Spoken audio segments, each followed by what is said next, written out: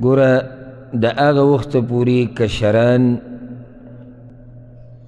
او رعیه نه برابریږي چې څو پورې مشر نه برابر، او چې کله یو باچا برابر شي نو کشران د هغه چې څوک ماتحت دي هغه برابر شي، او چې مشر ګډوډ شي نو کشران ګډوډ کیږي. هغه کې بیا هر قسمه مشرتیا تیار دی، د کور مشر والا چې هغه ګډوډي نو کشران ګډوډي، د یو علاقې د یو ملک یا چې دینی مشرتیاو ته میلاو شوی دی چې دی ګډوډي کشران ګډوډي. وجه د هغې دا دی چې دا کشران د دې مشر تابعداري، هر چې ورته څه وایي هغه کوي او په هغه پسې رواني. دغه مثال دی د اندامونو او د زړه. زړه باچا دی او دا باقي اندامونه د بدن دا دغه باچا تابعدار دي.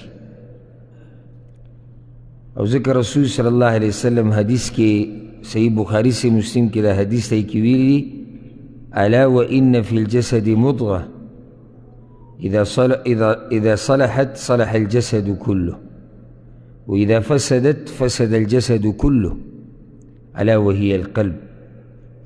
په جسم کې یو ټوکړه ده، یو ټوټه ده چې هغه برابر شي ټول بدن برابریږي، او چې هغه ګډوډ شي ټول بدن ګډوډ کیږي.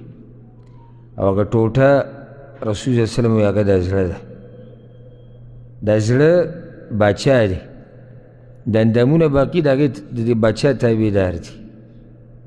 چې زړه برابر شي او په نیغه رواني، اندامونه برابري او په نیغه رواني، سترګې بیا غلطې نه استعمالیږي، دغه شان غوږ دا په ناروا څه کې نه استعمالیږي، لاسونه په هغه څه کې نه استعمالیږي چې هغې کې د الله نافرماني، دغه شان خپو باندې هغه ځي ته بیا نه ځي چې کوم ځي کې د الله نافرماني.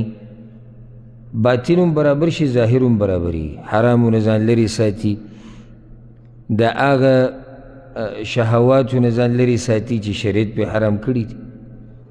ژبه یې په کنټرول کې شي، نو په ژبه باندې صرف هغه څه وایي چې الله پې راضي کېږي، او هغه څه پې نه وایي چې الله پې ناراضه کېږي.